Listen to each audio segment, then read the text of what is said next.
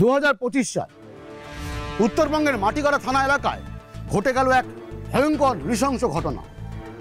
সে এমনই নৃশংস ঘটনা যে আমাদের তথাকথিত সভ্য সমাজে ঘটতে পারে সেটা একজন সুস্থ মানুষের পক্ষে কল্পনা করাই কঠিন। আসলে আমাদের এই সমাজে এমন কিছু মানুষ বাস করে যাদের মধ্যে বাস করে এক হিংস্র সত্তা। এমনই হিংস্র সত্তা তাকে অপরাধ করতে বাধ্য করে, আর সেই অপরাধের বহর এমনই হয় যে আমাদের সুস্থ মননের মানুষ চমকে ওঠে। কিন্তু ঠিক কি ঘটেছিল মাটিগাড়ায় জানতে হলে অবশ্যই চোখ রাখতে হবে আজকের এই ক্রাইম ডায়েরির পর্বতে। बस बस बस बस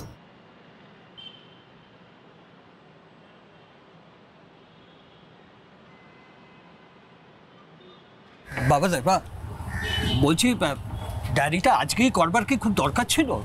মানে দুদিন অপেক্ষা করে গেলে হতো না? না না বাবা, এমনিতেই দেরি হয়ে গেছে। তার মধ্যে আমি আর থাকতে পারবো না। হ্যাঁ, কিন্তু ওরা যদি নিজে থেকে ফিরে আসে? ফিরলে ফিরুক, কিন্তু পুলিশকে সমস্ত ব্যাপারটা জানানো দরকার। আপনি আসুন আসুন আসুন আসুন।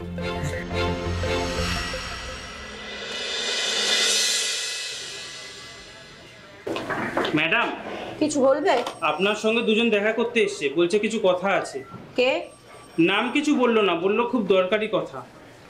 ঠিক আছে, ওদের পাঠিয়ে দাও। Okay madam.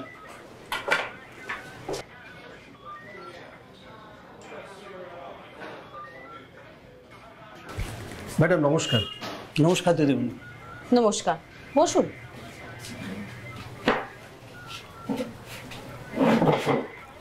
কি হয়েছে বলুন। ম্যাডাম, আমি হচ্ছে দিবা রায়, আর ইনি হচ্ছে আমার শ্বশুরমশাই দেবেশ মণ্ডল।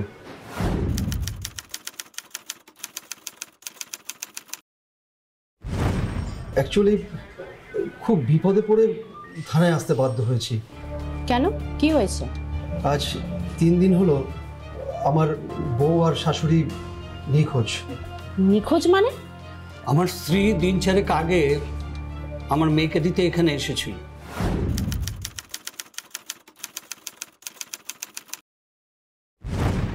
তারপর দিন তিনেক আগে থেকে ওরা দুজনই বেপাত্তা। সে কি, দুজন জলজান্ত মহিলা এভাবে বেপাত্তা হয়ে যায় কিভাবে? সেটাই তো ঠিক বুঝতে পারছি না ম্যাডাম। আপনারা খোঁজাখুঁজি করে দেখেছেন?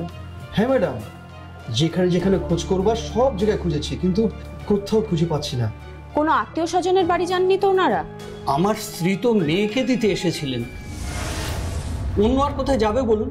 মেয়েকে দিতে এসেছিল মানে? আসলে আমার মেয়ে কদিন আগে আমার জামাইয়ের সাথে ঝগড়া করে বাপের বাড়ি চলে গিয়েছিল, তাই। হ্যাঁ গো, এই বেলা টাকা পয়সাগুলো দিয়ে রাখো তো। কিসের টাকা পয়সা? কিসের আবার? গাড়ি ভাড়া। ও, তোমরা তাহলে কাল সকালেই যাচ্ছ? সোনার কতদিন বাপের বাড়িতে বসে থাকবে বলো তো? তাহলে বিয়েটা দিয়েছিলাম কেন? মেয়েকে দিতে যাচ্ছ যাও, কিন্তু বিয়েটা টিঁকলে হয়। ওমা, ভর সন্ধ্যেবেলায় আবার কি অলক্ষণে কথা?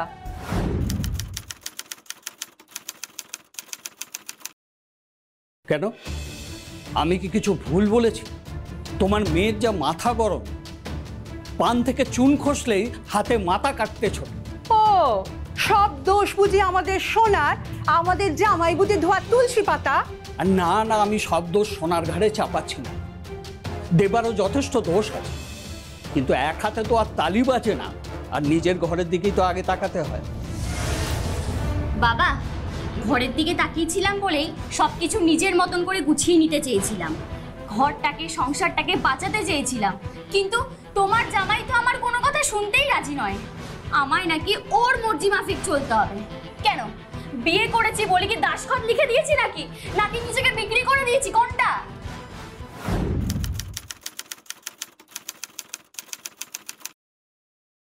মা, তুই মাথা ঠান্ডা কর। তোর এই মাথা গরমের জন্যই আগের বিয়েটা ভেঙেছিল, আর এবারের অবস্থাও। শোনো, তুমি একটু থামো তো। বিয়েটা ভেঙে গেছে এর মানেটা কি? একটা বেকার ছেলেকে প্রেম করে বিয়ে করেছিল আমাদের সোনা, কথায় কথায় শ্বশুরের কাছে হাত পাততে হতো, অভাবনাটা লেগেই থাকতো। এরকম বিয়ে ভেঙে যাবে না তো কি? কিন্তু এবার তো দেখে শুনে খোঁজ খবর নিয়ে বিয়েটা দেওয়া হয়েছিল, তাহলে এত অশান্তি কি? সবই তো তুমি জানো বাবা, সবই তো তুমি বোঝো, তাহলে কেন না জানার ভান করছো? আমি দিনের পর দিন সবকিছু মুখ বুজে সহ্য করব, তাই কি কখনো হয়? কি আর বলবো বলতো? কাল যাচ্ছিস, যা, একবার শেষ চেষ্টা করে দেখ, তোর সংসার ভেঙে যাক এটা আমিও চাই না। এবারও যদি তোর বিয়েটা ভেঙে যায় তাহলে আর আমি সমাজে মুখ দেখাতে পারবো না।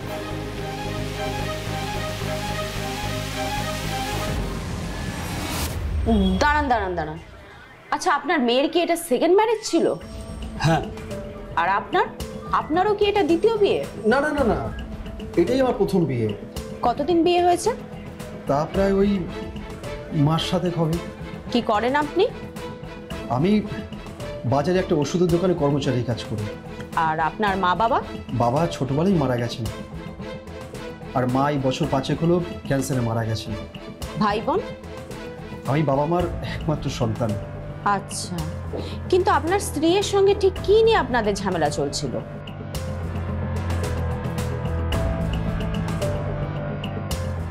কি হলো বলুন? দেখুন, থানায় এসে চুপ করে বসে থাকলে কিন্তু চলবে না, তাই যা যা জানতে চাইছি তার উত্তর দিন। আসলে কি? সোনা ভীষণ বদমেজাজি ছিল, ওই পান থেকে চুন খসলেই একদম রে করে তেড়ে আসে, আর আর ওই নিয়েই আমার সাথে।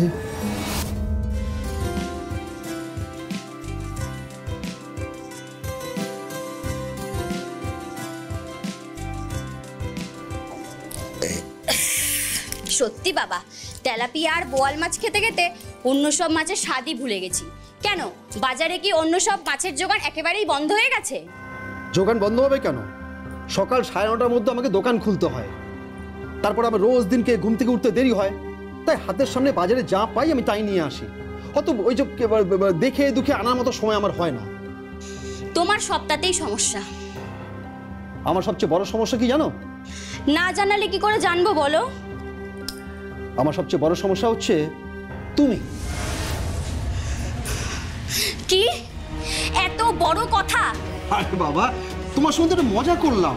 এরকম মজা করবে না, আমার এরকম ইয়ার্কি ফাজলামি মোটেও পছন্দ নয়। দেখো, জীবনে যদি মজা না থাকে না, জীবনটা পানসা হয়ে যায়, বুঝলে? তোমায় তো আমি মজা করতে বারণ করিনি, কিন্তু আমায় নিয়ে মজা করলে আমি কিন্তু হেস্তনেস্ত করবো। তো আচ্ছা, মুশকিলে পড়া গেল। ও, আমি প্রতিবাদ করলেই তোমার মুশকিল হয়ে যায়, তাই না? আচ্ছা, তুমি খামোখা রাগ করছো কেন সোনা?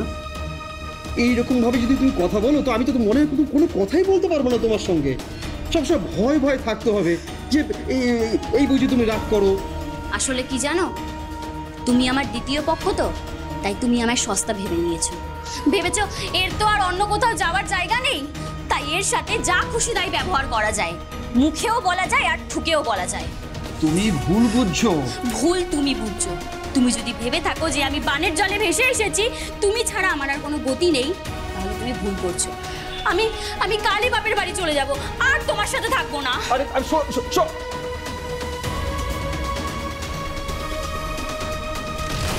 তার মানে আপনার বউ একটু বদমেজাজি টাইপের ছিল? একটু? বাপরে, মারাত্মক। তা আপনার স্ত্রীকে যখন আপনার শাশুড়ি দিতে এলেন তখন নতুন করে কোনো ঝগড়া অশান্তি হয়েছিল? না না ম্যাডাম, তখন ঝামেলা অশান্তি কিচ্ছু হয়নি। তাহলে ওনারা হঠাৎ করে বেপাত্তা হয়ে গেলেন কিভাবে? সেটাই তো বুঝতে পারছি না ম্যাডাম। সেদিন রাতে আমি যখন কাজ থেকে বাড়ি ফিরি তখন দেখি সদর দরজাটা হাট করে খোলা, সারা বাড়িতে আলো জ্বলছে, কিন্তু আমার স্ত্রী আর শাশুড়ি ঘরে নেই। আপনার বউয়ের মোবাইলে আছে নিশ্চয়ই? হ্যাঁ ম্যাডাম। ফোন করেছিলেন? হ্যাঁ করেছিলাম, কিন্তু কিন্তু কি? ফোন বন্ধ।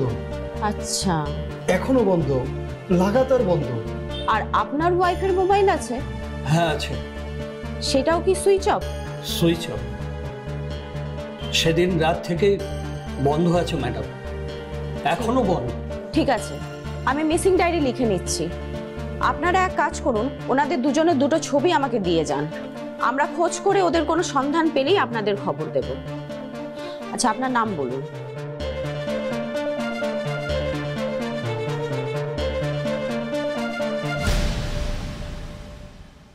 আশ্চর্য, দুজন জলজান্ত মহিলা এইভাবে একসাথে উধাও হয়ে যায় কি করে? সেটাই তো বুঝতে পারছি না স্যার। আচ্ছা সীমা, কবে থেকে যেন ওনারা নিখোঁজ? 3 দিন হয়ে গেল স্যার। তবে বুঝে দেখো, 3 দিন ধরে ওরা উধাও, আর আজকে সকালে থানায় ওদের নামে মিসিং ডায়েরি হচ্ছে। আরে স্যার হয়তো হয়তো কি বলো? হয়তো খোঁজাখুঁজি করছিল বলে আগাম থানায় আসেনি। আর সাধারণ মানুষ তো এমনিই থানায় আসতে চায় না। এটা তুমি ঠিক বলেছো সীমা, কিন্তু দুঃখের কথা কি জানো, ওই সাধারণ মানুষের জন্যই আমরা এখানে 24 ঘন্টা বসে ডিউটি করছি। তবে একটা ব্যাপার কিন্তু পরিষ্কার স্যার। কি কি ব্যাপার বলো? দেবারায়ের সঙ্গে ওনার স্ত্রীর সম্পর্ক মোটেও ভালো ছিল না স্যার। আচ্ছা, দেবারায়ের বউ একটু মেজাজি আর বদরাগী ছিল। সেই জন্য কিছুদিন আগে স্বামীর সাথে ঝগড়া করে উনি বাপের বাড়ি চলে যান। না না, সেক্ষেত্রে সব দোষটা যে ওই দেবারায়ের বউয়ের, এটা তুমি কিভাবে কনফার্ম হচ্ছ? তা ঠিক, কারণ আমি যেটা জানার বা যতটুকু জানার সবটাই তো দেবারায়ের মুখ থেকে শুনেছি। ওনার স্ত্রীর ভার্সনটা জানার তো আমার কোনো সুযোগই হয়নি। তাহলে বুঝে দেখো, বউ নেই, দেবারায় যে সমস্ত দোষটা তার বউয়ের ঘাড়ে চাপিয়ে দিয়ে নিজে সাধু সাজছে না, সে ব্যাপারে কোনো গ্যারান্টি আছে কি? তা নেই স্যার। তবে আর একটা কথা আপনাকে জানিয়ে রাখি। কি কি কথা বলো তো? দেবারায়ের বউয়ের কিন্তু এটা সেকেন্ড ম্যারেজ। আচ্ছা, সেকেন্ড ম্যারেজ। স্যার তাহলে এখন আমাদের কি করণীয়? এখন এখন এক কাজ করো সীমা, ম্যানহান্ট শুরু করো। মানে ছোট ছোট টিম করে ওই এলাকায় এবং তার পার্শ্ববর্তী এলাকায় বাজার ঘাট দোকান প্রতিবেশী সকলের কাছ থেকে খোঁজ খবর করা শুরু করো। দুজন মহিলা হঠাৎ করে এইভাবে বেপাত্তা হয়ে গেল না, এটা আমার ঠিক বিশ্বাস হচ্ছে না। Okay sir.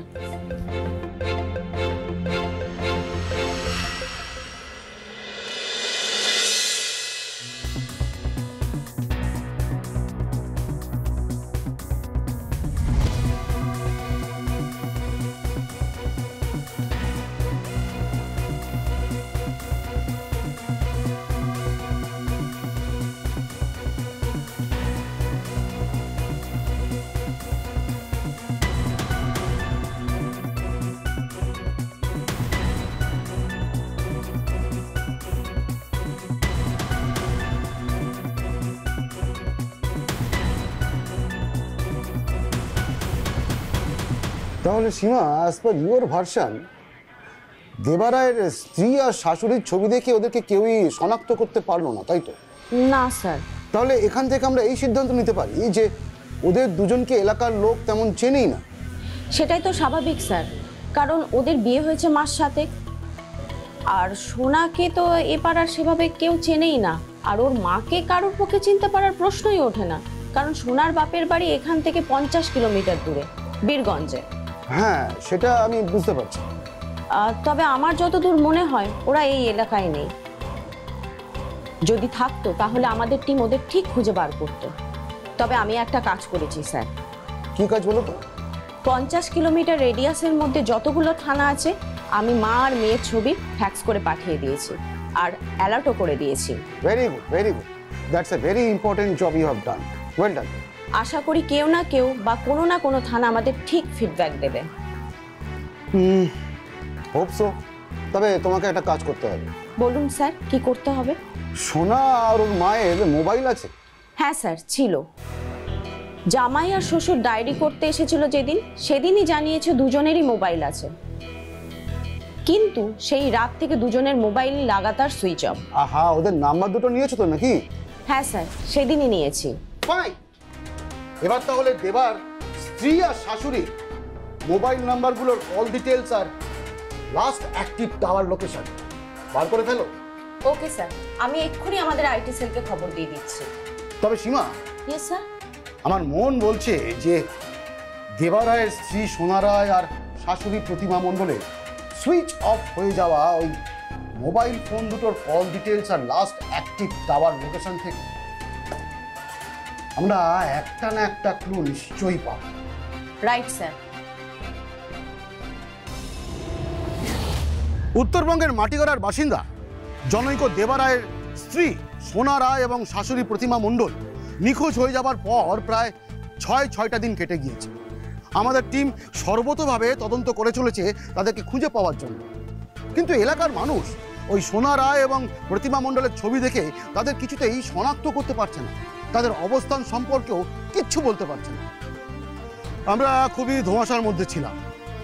আমরা কিছুতেই বুঝে উঠতে পারছিলাম না যে ওই সোনা রায় এবং তার মা প্রতিমা মণ্ডল ঠিক কোথায় গিয়েছে, কেনই বা গিয়েছে, হঠাৎ করে উবে গেল কোথায়।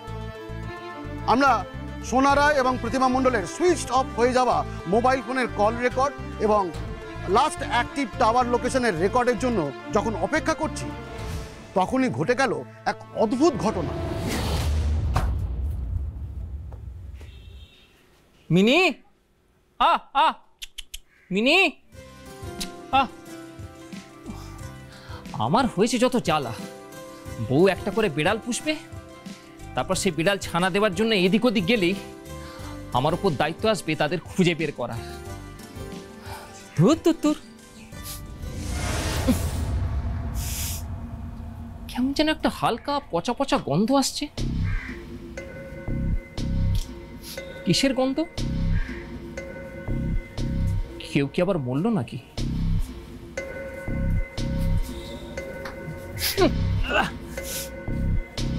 গন্ধটা তো সেপটিক ট্যাঙ্ক থেকে আসছে বলে মনে হয়, কিন্তু কিন্তু সেপটিক ট্যাঙ্কের গন্ধ তো এরকম নয়।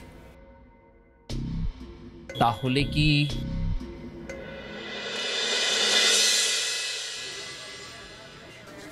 স্যার, কি ব্যাপার, কিছু বলবে? আপনি আসুন।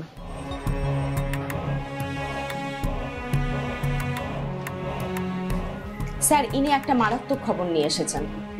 ইনি কে? আমাকে যা যা আপনি বলেছেন তাই তাই স্যারকে বলুন। বলুন বলুন, আপনি বসুন বসুন। হ্যাঁ বলুন। না মানে স্যার, ভয়ের কিছু নেই, আপনি বলুন না। আগে আমার নাম গোপেন পাইন, আমি দেবার বাড়ির পেছন দিকেই থাকি। দেবা? কে দেবা? স্যার, যার বউ আর শাশুড়ি নিখোঁজ হয়ে গেছে। আচ্ছা আচ্ছা, হ্যাঁ বলুন তো কি বলতে চান। স্যার, আজ দুপুরের দিকে আমি একবার পাঁচিল টপকে দেবার বাড়ির পেছনে ঢুকেছিলাম। কেন আপনি লোককে না জানিয়ে পাঁচিল টপকে তার বাড়িতে ঢুকলেন কেন? আগে আমার বাড়িতে অনেক কটা বেড়াল আছে, ওই মানে আমার গিন্নি শখ করে পোষে আর কি। তাদের মধ্যে থেকে একটা বেড়াল গত 3 দিন ধরে নিখোঁজ। তো সেটাকে খুঁজতেই আজ দুপুরে দেবার বাড়ির পেছনে পাঁচিল টপকে ঢুকেছিলাম আমি। আর ঢুকেই দেখি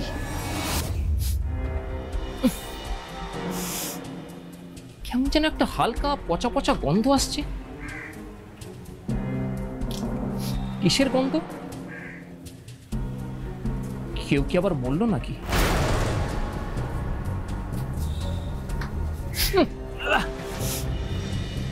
গন্ধটা তো সেপটিক ট্যাঙ্ক থেকে আসছে বলে মনে হয়, কিন্তু কিন্তু সেপটিক ট্যাঙ্কের গন্ধ তো এরকম নয়। সে কি? হ্যাঁ স্যার, আমার তো মনে হয় দুর্গন্ধটা সেপটিক ট্যাঙ্ক থেকেই আসছিল। নির্ঘাত সেপটিক ট্যাঙ্কের ভেতর কিছু একটা রয়েছে স্যার। আপনি শিওর যে সেপটিক ট্যাঙ্কের ভেতরে কিছু একটা রয়েছে? হ্যাঁ, নইলে আর ওখান থেকে একটা হালকা পচা গন্ধ আসবে কি করে? না না, সেটা তো ঠিক কথা। আর সেপটিক ট্যাঙ্কের গন্ধ ওরকম হয় না স্যার। আমার বাড়িতেও সেপটিক ট্যাঙ্ক আছে, কই কখনো তো সেখান থেকে এরকম গন্ধ পাইনি। আচ্ছা, কি নাম বললেন যেন আপনার? গোপেন পাইন। হ্যাঁ গোপেন বাবু, আপনাকে অসংখ্য ধন্যবাদ আমাদের সাথে ইনফরমেশনটা শেয়ার করার জন্য। Thanks again. এক কাজ করুন তো, বাইরে কনস্টেবল আছে, আপনি আপনার নাম, মোবাইল এবং ঠিকানাটা ওই কনস্টেবলের কাছে লিখিয়ে দিয়ে আপনি বাড়ি যান। ঠিক আছে স্যার। স্যার, আমি যে এখানে এসে আপনাদের পুরো বিষয়টা জানালাম, সেটা যেন কেউ ঘোরাক্ষরেও জানতে না পারে। না না, আপনি নিশ্চিন্ত থাকতে পারেন, ইটস টোটালি কনফিডেন্সিয়াল। আপনি নিশ্চিন্তে বাড়ি যান। কেমন? আপনি নিশ্চিন্ত থাকুন, কাকপক্ষীতেও টের পাবে না। নমস্কার। নমস্কার। নমস্কার স্যার। স্যার, তাহলে আমাদের এখন করণীয় কি? কাল দিনের আলো ফোটার সাথে সাথে টিম নিয়ে দেবারায়ের বাড়িতে চলে যাও, দেখো যে ওই সেপটিক ট্যাঙ্কের ভেতরে কি আছে। Okay sir.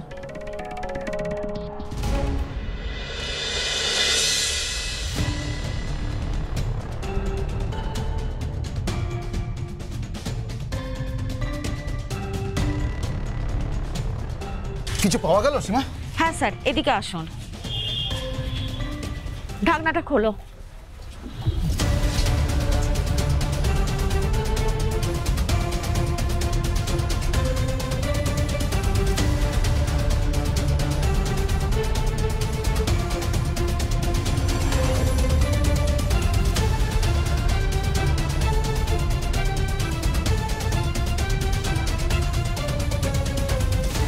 মাই গড! স্যার, কোপেন লোকটা কিন্তু ভুল খবর দেয়নি।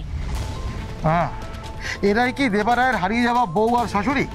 স্যার, দেবা তো বাড়িতে নেই, তবে ওর খোঁজে আমাদের টিম অলরেডি সার্চ অপারেশন শুরু করে দিয়েছে, তাই ওদের আইডেন্টিটি এখনো কনফার্ম করা যায়নি। আর দেবা রায়ের শ্বশুরকে খবর পাঠিয়েছো? হ্যাঁ স্যার, ওনাকে অলরেডি ফোন করে জানিয়ে দিয়েছি, উনি ঘন্টাখানেকের মধ্যেই এখানে এসে যাবেন। ঠিক আছে, আইডেন্টিফিকেশন হয়ে গেলেই বডিগুলো ইমিডিয়েট মর্গে পাঠানোর ব্যবস্থা করো। ওকে হ্যাঁ? স্যার। আর শোনো, আশপাশটা ভালো করে তন্ন করে খোঁজো তো, যদি মার্ডার ওয়েপেন বা ওই জাতীয় সন্দেহজনক কিছু পাওয়া যায়। তারপরে দেবা রায় কোথায় পালিয়ে যায় সেটাও আমি দেখছি। চলো।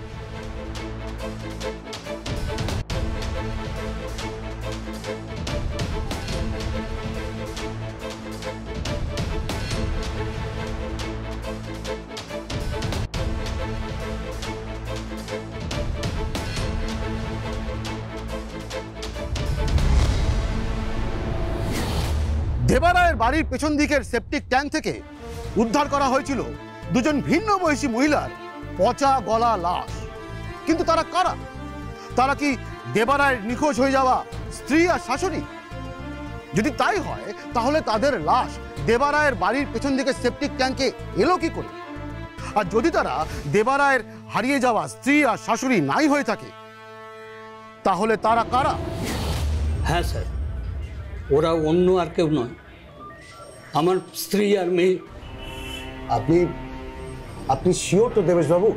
দেখুন, এটা কিন্তু খুব গুরুত্বপূর্ণ একটা ব্যাপার। হ্যাঁ, কোনো রকম যেন ভুল না হয়। হ্যাঁ স্যার, আমার বউয়ের গলার মঙ্গলসূত্র আর মেয়ের হাতের সোনার নোয়া দেখে আমি একদম শিওর। আমি এর একটা বিহিত চাই স্যার। অপরাধ যেই করে থাকুক সে যেন কিছুতেই পালিয়ে বাঁচতে না পারে। আপনি আপনি নিশ্চিন্ত থাকতে পারেন দেবেশবাবু। আপনার মেয়ে আর স্ত্রীকে যে বা যারাই খুন করেছে তারা আইনের হাত থেকে পার পাবে না। তারা যদি পাতালে গিয়েও লুকোয় না, আমরা তাদের ঠিক টেনে হিঁচড়ে ওখান থেকে বার করব। এনিওয়ে, আপনি আপনার মনের অবস্থা আমি বুঝতে পারছি। আপনি বাড়ি যান, রেস্ট নিন। আর শুনুন, দরকার পড়লে আমরা কিন্তু আপনাকে আবার বিরক্ত করতে পারি, মানে আপনাকে আর একবার থানায় আসতে হতে পারে। যতবার ডাকবেন ততবার আসবো স্যার। নমস্কার। নমস্কার। সাবধানে যাবেন।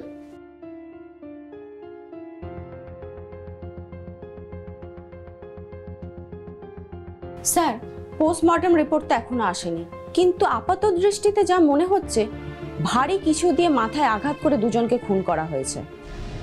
অর্থাৎ প্ল্যান্ট কোনো অবজেক্ট দিয়ে? Yes sir. আর একটু আগে আমাদের আইটি সেল আমাদের ভিকটিম সোনা আর ওর মা প্রতিমার কল ডিটেলস আর অ্যাক্টিভ টাওয়ার লোকেশন পাঠিয়েছে। কি জানা যাচ্ছে সেখান থেকে? দুজনের অ্যাক্টিভ টাওয়ার লোকেশন হলো সেদিন রাতে দেবা রায়ের বাড়ির আশেপাশে, আর দুটো মোবাইলই সেদিন রাত প্রায় 11:15 নাগাদ সুইচ অফ হয়ে যায়, আর তারপর থেকে একবারও সুইচ অন হয়নি। আর ওদের দুজনের মোবাইলের কল ডিটেলস সেটা কি বলছে? সোনার কল ডিটেল বলছে ও বেশিরভাগ সময় হয় তার স্বামী কিংবা তার মায়ের সাথে কথা বলেছে, আর প্রতিমা ম্যাক্সিমাম টাইম হয় তার স্বামী নয়তো তার মেয়ের সাথে কথা বলেছে। তবে আমাদের ভিকটিম প্রতিমা মণ্ডল 2-3 বার কিন্তু নিজের জামাইয়ের সাথেও কথা বলেছেন। সবই তো বুঝলাম, শুধু একটা জিনিস জানার বাকি থেকে গেল। কি স্যার?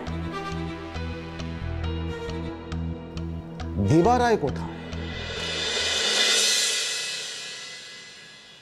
দেখুন তো এনাকে চেনেন কিনা।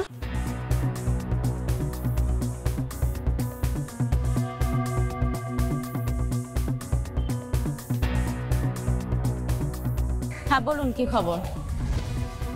দেবা কোথায় আছে? গঙ্গাপুর এক সস্তা হোটেলে গা ঢাকা দিয়ে আছে। কনফার্ম খবর তো? একদম ঠিক আছে, আপনি পরে থানায় এসে দেখা করে যাবেন। ঠিক আছে। স্যার, কনফার্ম খবর আছে, দেবা গঙ্গাপুরের একটা সস্তার হোটেলে গা ঢাকা দিয়েছে। হ্যাঁ স্যার, আমি এক্ষুনি ফোর্স নিয়ে বেরিয়ে যাচ্ছি। Okay sir.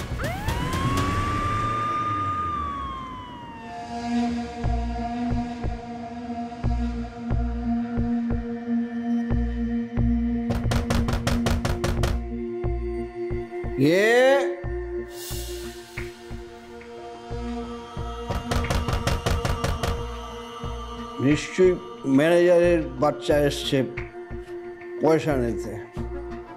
খুশি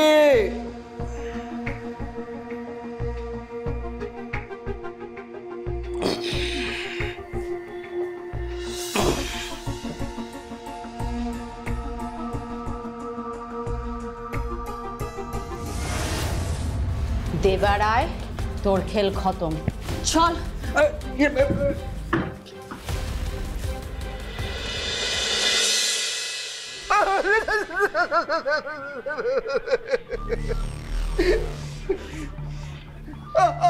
আইনের হাত, বুঝলি দেবা, আইনের হাত অনেক অনেক লম্বা। অপরাধ করে পালিয়ে পার পাওয়া যায় না। তুই এমনিও আজ না হোক কাল ঠিক ধরা পড়তিস, কিন্তু তোকে ধরিয়ে দিল কে জানিস? তোকে ধরিয়ে দিল সাত তাড়াতাড়ি তোর বাড়ির পেছন দিকে সেপটিক ট্যাঙ্ক থেকে আসা লাশের পচা দুর্গন্ধ। আমি আমি আমি কিছু করিনি স্যার। সুইচ অফ ছিল কেন? আর গঙ্গাপুরের হোটেলে গিয়ে গা ঢাকা দিয়ে লুকিয়েছিলিস কেন? বল।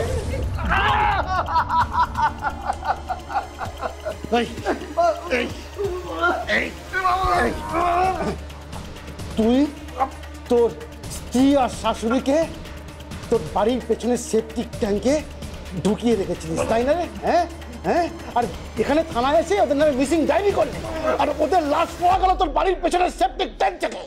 আমাদের কি বোকা ভাবিস? বোকা ভাবিস না আমাদের? শুধু তোর শ্বশুরকেই বোকা বানাসনি, তুই আমাদেরকেও বোকা বানানোর চেষ্টা করেছিলিস। কিন্তু কি জানিস তো দেবা, আইনের দেবীর চোখে যতই কালো কাপড় থাকুক না কেন, আমরা যারা আইনের রক্ষক, আমাদের চোখে কিন্তু কোনো কালো কাপড় বন্ধ নেই। আমরা ঝুলি পরে ডিউটি করি না, বুঝলি?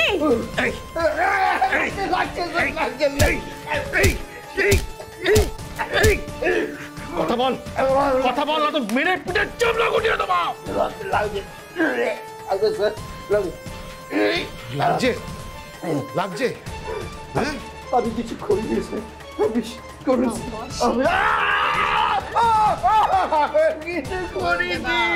আমি কিছু করিনি। কিছু নাই করিস তাহলে সেপটিক ট্যাঙ্কে তোর বউ আর শাশুড়ির লাশ পাওয়া গেল কেন? বল, কেন ওদের খুন করলি আর কেনই বা সেপটিক ট্যাঙ্কে ঢুকিয়ে রাখলি? আমি কিছু করিনি। এই hot hot hot hot hot hot. বুঝলে সীমা, এবারটা সহজে মুখ খুলবে না। এক কাজ করো তো, একটা বড় বরফের চাঙড় নিয়ে আসতে পারো, তারপর ব্যাটাকে পিছপোনা করে বেঁধে ওই বরফের চাঙড়ের উপরে উল্টো করে শোয়াও, মুখটা যাতে বরফের মধ্যে ঠেসে থাকে, আর তারপর পিঠের মধ্যে সাপা সব চাবুকের বাড়ি মারো, ঠিক মুখ খুলবে। তাই করবো স্যার, নাকি ইলেকট্রিক শক দেব? Electric chair? ওরে বাবা, সে তো আরো ভয়ানক। ওর চোখগুলো ঠিক না বেরিয়ে আসবে, হাত পাগুলো কুকড়ে যাবে, দেহটা একদম ঝলসে যাবে, চামড়াগুলো কুচকে যাবে, মরে যাবে ও। এই, নিয়ে আসো লোহার চেয়ার। আমাকে ছেড়ে দিন স্যার, আমাকে ছেড়ে দিন স্যার, আমি শখ বলবো স্যার, আমি মরে যাবো স্যার, শখ দেবেন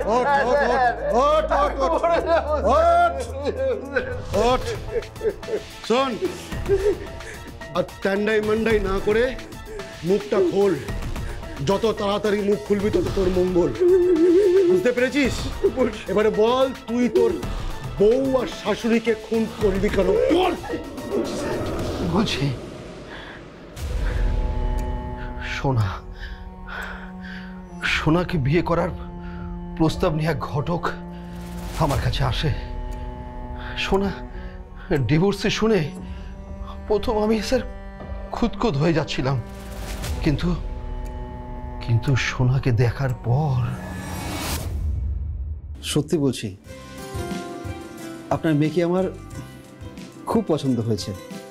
দেখো বাবা, তোমাকে আমরা সব খুলে বলেছি।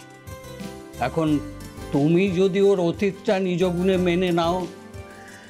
ওসব বাদ দিন তো। দেখুন, কার অতীত নেই বলুন তো? কম বেশি সকলেরই কিছু না কিছু অতীত থাকে, আর সেটা কারো হয় বিয়ের পরে ডিভোর্সে গিয়ে, আর কারো প্রেম থাকে সেটা বিয়ের মুখ দেখে না। যা বলেছ বাবা, তোমার মতো বোঝদার ছেলে আর কটা হয়? নইলে আমার মেয়ে ডিভোর্সি বলে কেউ ওকে দেখতে আসতেও রাজি হয়নি। ওসব বাদ দিন, আপনার বরঞ্চ ওই দেনা পাওনার বিষয় আসুন।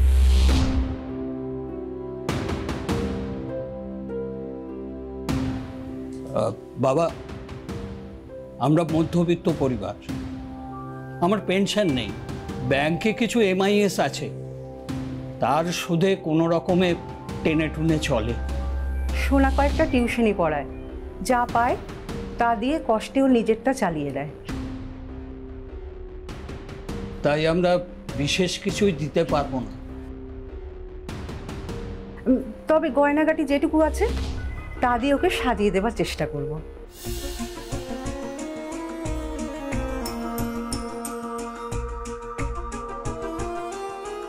কিছুই সেরকম পাবো না জেনে কেমন জানি ঠকে যাচ্ছি মনে হচ্ছিল। কি মেয়ে ফ্রেশ নয়, তার উপর আবার কিছুই দেবে না। তবু মনকে বুঝিয়েছিলাম যে মেয়ে যখন সুন্দরী তখন ঠিক ওকে নিয়ে সুখে সংসার করব, কিন্তু ওর ওই রূপের আড়ালে যে এত বড় একটা কার সাপ লুকিয়েছিল সেটা আমি ঘুণাক্ষরও বুঝতে পারিনি। এখনো ঘুম থেকে ওঠোনি? কোন বাড়ি বউরা বলো তো দেখি, এ সকাল 8:30 পর্যন্ত বিছানায় শুয়ে থাকে। 8:30 বেজে গেছে। আমার বাজার কমপ্লিট হয়ে গেল আর তোমার কুড়ুমি এখনো গেল না। ধুর, আমার তো উঠতেই ইচ্ছে করে না। তার মানে আজকে সকালটা আমাকে না খেয়ে দোকানে যেতে হবে। এই শোনো, সকালের নাস্তা আর দুপুরের খাবারটা এবার থেকে বাইরেই খেয়ে নেবে, বুঝলে? আর তুমি তুমি কি করবে? তুমি পায়ের উপর পা তুলে একদম পটের বিবির মতো শুয়ে থাকবে, তাই তো? এই শোনো, আমার যেটা করতে ইচ্ছে হবে, যেটা ঠিক মনে হবে, আমি সেটাই করব। আমি তোমার বিয়ে করে নিয়ে আসাবো, তোমার কিনে আনা দাসীবাদী নই যে ভোরবেলা থেকে শুরু করে মাঝরাত অবধি তোমার সেবা যত্ন করতে হবে, তোমার 5 ফরমাস খাটতে হবে। দেখো, সংসারের সকল বউরাই না একটু দায়িত্ব নিয়ে চলে। এই সংসারটা একটা স্বামী বা স্ত্রী কারণ নয়, দুজন মিলে হাতে হাত মিলিয়ে গড়লেই তো একটা সংসার গড়া যায় নাকি? রাখো তো তোমার এসব কেথাবি কথাবার্তা, সকাল সকাল জ্ঞান দিতে এসেছে। এই শোনো, আমি জ্ঞান শোনার মেয়ে নই। আমার যদি ইচ্ছে হয় তাহলে আমি রান্না করব, ঘরের কাজ করব, নাহলে আমার যেটা ইচ্ছা হয় আমি সেটাই করব। বাহ বাহ বাহ বাহ বাহ, কথাবার্তার কি ছিরি! হ্যাঁ, আচ্ছা, দেখতে তো তুমি এত সুন্দর, তা মুখে তোমার একটু মধু দেয়নি মা জন্মের সময়? খবরদার, আমার মা বাপ টেনে আনবে না, ওদেরকে এর মধ্যে জড়াবে না। আমার মা বাপ তুললে আমি সোজা থানায় যাব। থানায়? থানায় যাবে কেন? তোমার নামে পাতি বধূ নির্যাতনের কেস করবে, পেছনে ডান্ডাও পড়বে, জেলও খাটবে, আর তার সাথে পাড়ায় মান সম্মানও যাবে। তাই খুব সাবধান, আমার পেছনে কাঠি করতে এসো না। আমার সাথে কথাবার্তা একটু বুঝে শুনে বলো, নইলে তোমার এমন অবস্থা করব তুমি কেঁদেও কুল পাবে না।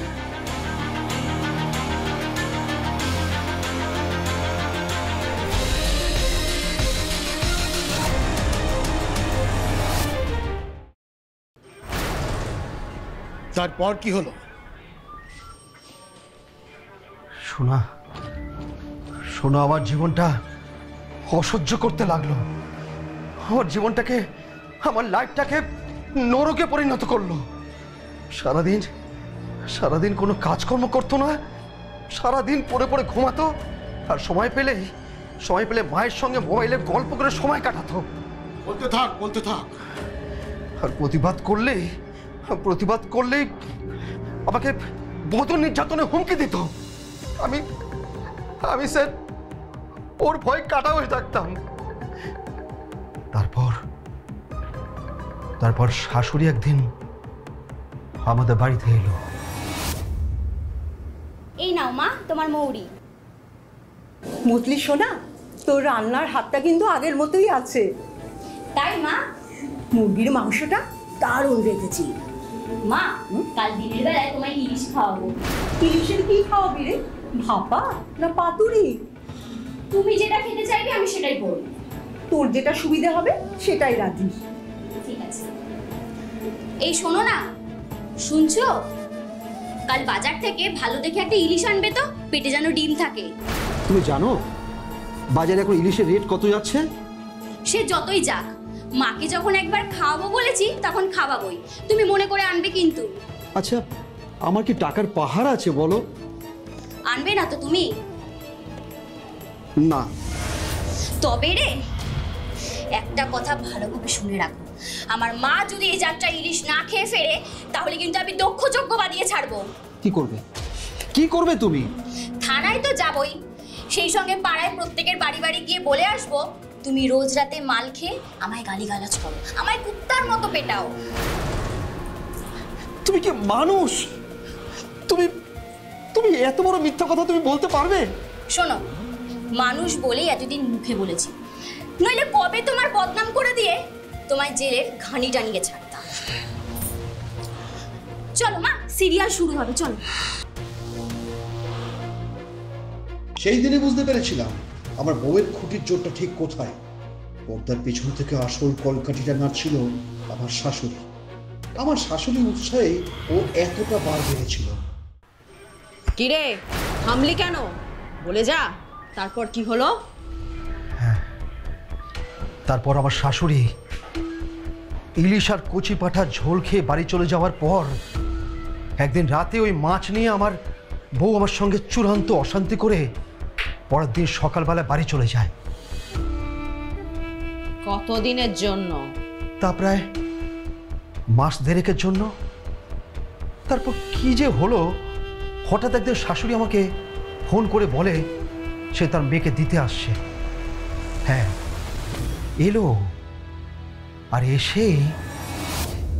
এসব আপনি কি বলছেন? প্রতি মাসে আপনার মেয়েকে 5,000 টাকা করে দিতে হবে? মাত্র 5,000 টাকাই তো চেয়েছে, এর থেকে বেশি পরিমাণে টাকাও চেয়েছে কি?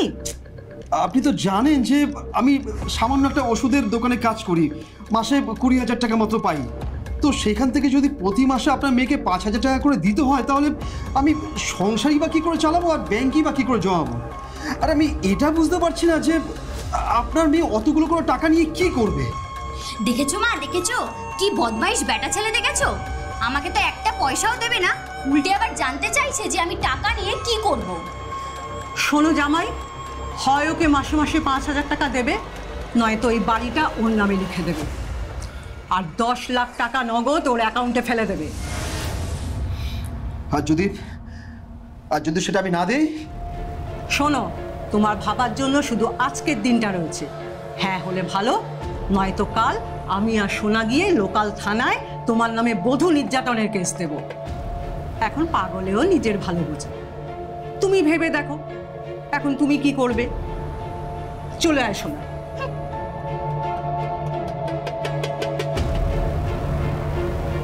আমার হয়েছিল জলে কুমির, ডাঙায় বাঘের মতো অবস্থা। মাসে মাসে 5,000 টাকা দেওয়া আমার পক্ষে সম্ভব ছিল না। আবার ওইভাবে বাড়িটা ওর নামে লিখে দেওয়াও, তার সাথে 10 লক্ষ টাকা দেওয়া সম্ভব ছিল না। কিন্তু না দিলে ওরা আবার থানায় যেত, হ্যাঁ, আবার ফাঁসিয়ে দিত। তাই ঠিক করি মুক্তি পেতে সেই রাতেই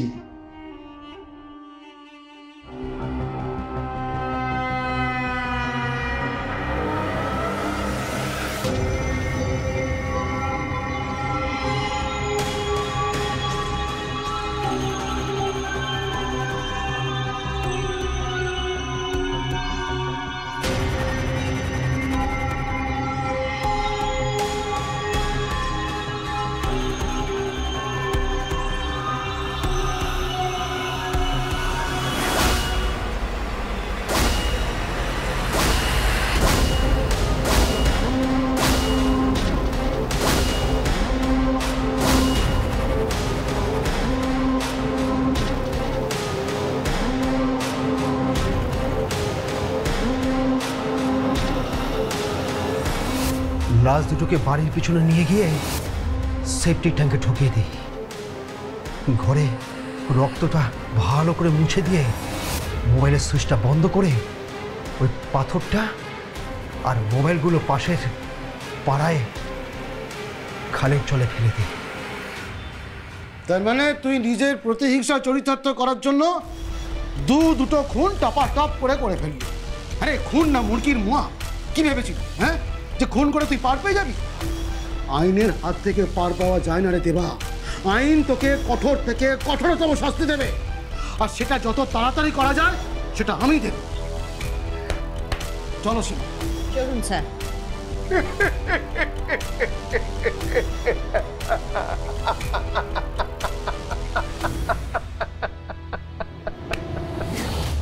দেখলেন তো কি ভয়ঙ্কর ঘটনা। হ্যাঁ মানছি যে দেবারায় খুবই বিপদের মধ্যে ছিল, খুব ঝামেলার মধ্যে ছিল, কিন্তু সে তো সাহায্যের জন্য আমাদের কাছে আসতে পারত, কিংবা সে আদালতের দ্বারস্থ হতে পারত। সেটা না করে সে আইনটাকে নিজের হাতে তুলে নিয়েছিল, ভেবেছিল পার পেয়ে যাবে। কিন্তু মুখোশ পরে ঘাড়ের কাছে নিঃশ্বাস ফেলতে থাকা অপরাধীরা আইনের হাত থেকে কোনোদিন পার পায়নি, আর ভবিষ্যতেও পাবে না। ও আর একটা কথা, আমাদের দেশের কিছু আইন তৈরি হয়েছে অসহায় নারীদের রক্ষা কবচ দেওয়ার জন্য। দয়া করে দেখবেন সেই আইনের যেন অপব্যবহার না হয়, তাহলেই কিন্তু সমূহ বিপদ। নমস্কার।